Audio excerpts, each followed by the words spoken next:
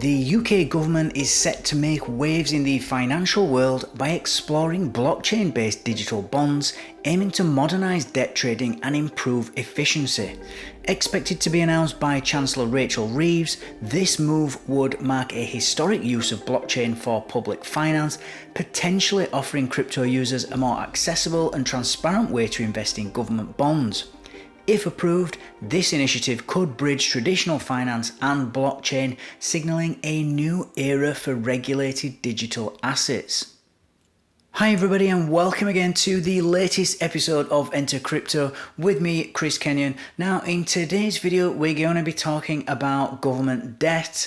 There's an article just recently out on Binance's news section of their website, and so as always guys, let's just quickly jump straight into this article, give it a really quick read through. It's a short article and then we'll comment after.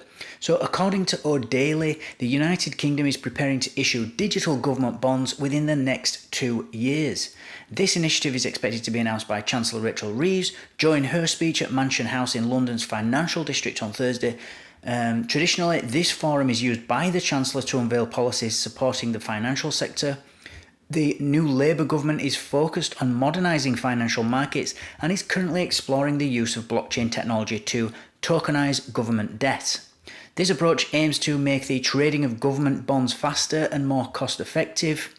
And as the UK undergoes a digital transformation, the government is embarking on a borrowing plan of £297 billion or $382 billion worth, marking the second largest borrowing initiative in its history.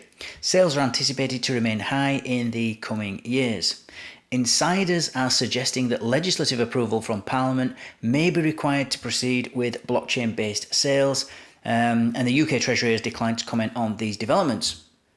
Now, even though this is just talk about it and we're not actually putting anything into place yet, this is essentially validation of blockchain, blockchain tech by a major government like the UK, the British government. The UK's consideration of blockchain here to issue their own digital bonds is a significant endorsement of the blockchain technology.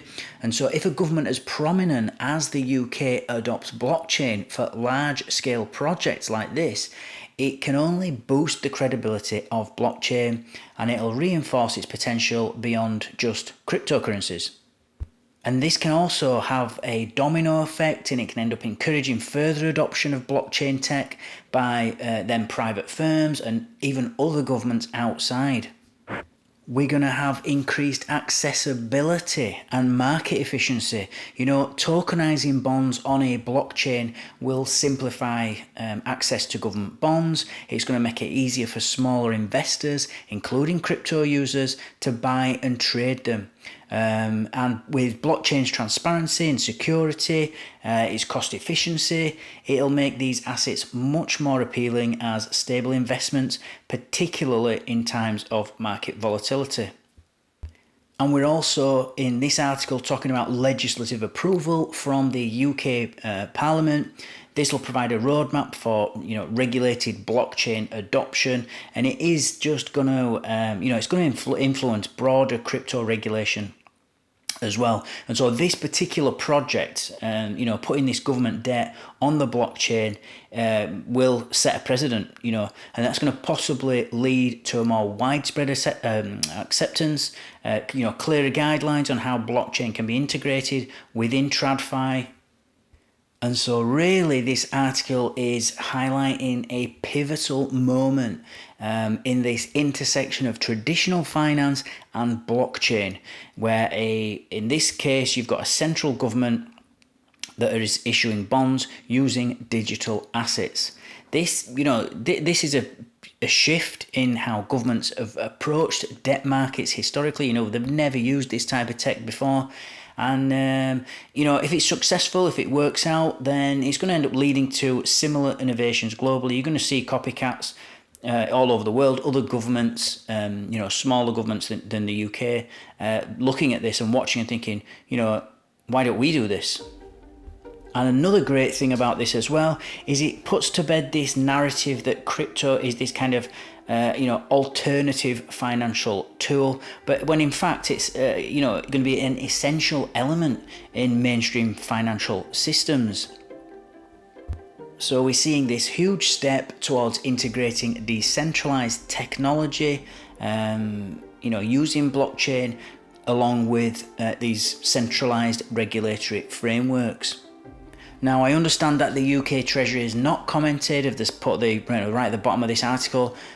They haven't commented on this plan at all yet. So, but what's significant here is that the momentum is there. If these digital bonds come to fruition, it is just talk at the moment, but it's very exciting. Then, as I say, this is going to set a precedent for the UK and globally. Actually, it's going to demonstrate that that blockchain isn't just for private cryptocurrencies, as the government like to call it, but it's actually going to be a potential cornerstone of any sort of future financial system.